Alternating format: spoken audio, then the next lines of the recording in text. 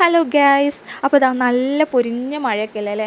അപ്പോൾ ഈ സമയത്ത് നമുക്ക് നല്ല ചൂടുള്ള എന്തെങ്കിലും എല്ലാം കുടിക്കാനുള്ള തോന്നലുണ്ടാവില്ലേ? നിങ്ങൾക്ക് തോന്നിയിട്ടുണ്ടോ? എനിക്കിപ്പോൾ നല്ല ചൂടുള്ളത് എന്തെങ്കിലും എല്ലാം കുടിക്കാൻ തോന്നുന്നുണ്ട്. അപ്പോൾ നമുക്കൊരു പായസം നോക്കിയാലോ? നല്ല ടേസ്റ്റി ആയിട്ടുള്ള പാലട പായസം തന്നെ ആയാലോ? പാലട പായസം ഉണ്ടാക്കാൻ വേണ്ടിയിട്ട് ഞാൻ പാലട മിക്സാണ് എടുത്തിട്ടുള്ളത്. അപ്പോൾ അതിലേക്ക് 1.5 ലിറ്റർ പാലാണ് വേണ്ടിയിട്ട്. അപ്പോൾ ഞാൻ 3 പാക്കറ്റ് പാലെടുത്തിട്ടുണ്ട്. ഞാൻ ഈ പാലിലേക്ക് എക്സ്ട്രാ വെള്ളമൊന്നും ചേർത്തിട്ടില്ല കേട്ടോ. നല്ല ടേസ്റ്റി ആയിട്ടുള്ള പായസം കുടിക്കാനുള്ള ബുദ്ധി കൊണ്ടാണ്. പാല് തിളക്കുന്നുണ്ടോ നോക്കി അവസാനം കണ്ണൊന്ന് തെറ്റിയപ്പോൾ പാല് തിളച്ച് മറിഞ്ഞു കഴിയും. അപ്പോൾ ഇതാണ് നമ്മുടെ പാലട മിക്സ്. അപ്പോൾ തിളച്ച പാലിലേക്ക് പാലട മിക്സ് ചേർത്ത് കൊടുക്കുക. എന്നിട്ടൊന്ന് യോജിപ്പിച്ചെടുക്കുക. ഇനി ഈ ഇളക്കലുണ്ടല്ലോ, അതൊരു അരമണിക്കൂർ ഇരുന്ന് ഇളക്കണം. ഈ പാലട മിക്സ് ഒന്ന് വേവുകയും ചെയ്യണം, പാലൊന്ന് കുറുകിയിട്ടും വരണം. ഇതെൻ്റെ പുതിയായിപ്പോയി, അല്ലെങ്കിൽ ഉണ്ടല്ലോ അങ്ങനെ കാത്തിരുന്ന് നമ്മുടെ പാലട പായസം റെഡി ആയിട്ട് വരുന്നുണ്ട്. ഒന്ന് കുറുകി വരുന്നുണ്ട് ഗൈസ്. പിന്നെ ഒരു കാര്യം പറയാൻ മറന്നുപോയി, ഞാനിതിൽ പഞ്ചസാര ചേർത്തിട്ടില്ല കേട്ടോ. അത് പാലട മിക്സിൻ്റെ കൂടെ തന്നെ പഞ്ചസാര ഉണ്ട് കേട്ടോ.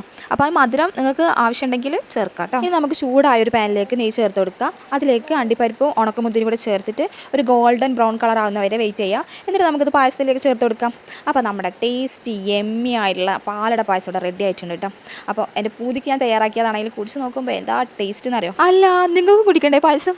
എന്നാൽ വേഗം പോയി ട്രൈ ചെയ്തോ. നിങ്ങൾക്ക് വീഡിയോ ഇഷ്ടമായെങ്കിൽ ലൈക്ക് ചെയ്യാൻ മറക്കല്ലോ കേട്ടോ. വീഡിയോ കണ്ട് പായസം വെച്ച് കുടിച്ചവരുണ്ടെങ്കിൽ കമൻറ്റ് ചെയ്യാൻ മറക്കണ്ട കേട്ടോ.